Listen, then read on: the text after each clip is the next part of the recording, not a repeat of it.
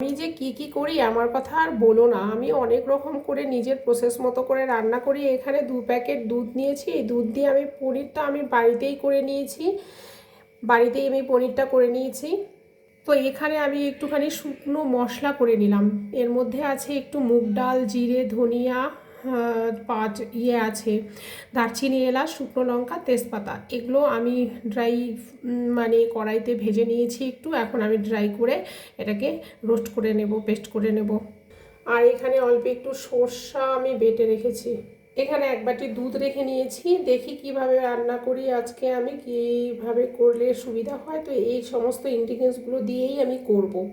কড়াইতে একটুখানি মেথি সম্বাদ দিয়ে আমি যে সর্ষা বাটাটা দিয়ে দিয়েছি, আর সাথে টমেটোটাও দিয়ে দিয়েছি। টমেটোটাকে আমি আলাদা করে পেস্ট করিনি, এমনি গোটা গোটা দিয়ে তেলের মধ্যে ভেজে নিয়ে এবার পনিরটা দিয়ে দিলাম।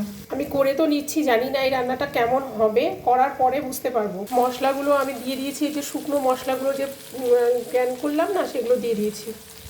যে জলটার মধ্যে আমি পনির ভিজিয়ে রেখেছিলাম, সেই জলটা দিয়ে আমি কিছুক্ষণ ফুটিয়ে নিচ্ছি। কেন কি আমি এই যে টমেটোগুলো তো আজকে আমি গোটা গোটা দিয়েছি না, চারফালা করে ছোট ছোট করে কেটে নিয়ে দিয়ে দিয়েছি। এটাকে কোনো রকম মিক্সি গ্রাইন্ডারে পেস্ট করিনি। তো নামানোর পরে আমি কিছুক্ষণ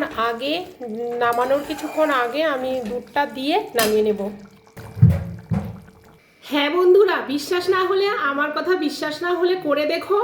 সত্যি বলছি, অসাধারণ হয়েছে। আমার এক্সপেরিমেন্টটা কাজে লেগে গেছে, খুব ভালো হয়েছে। এটা রুটি, লুচি, নান, ভাত সব কিছুর সাথে খুব জমে যাবে, একদম জমে। হ্যাঁ বন্ধুরা, হাতের ছোঁয়া, একটু মিষ্টি সুন্দর হাতের ছোঁয়াটাও কিন্তু লাগবে এর সাথে।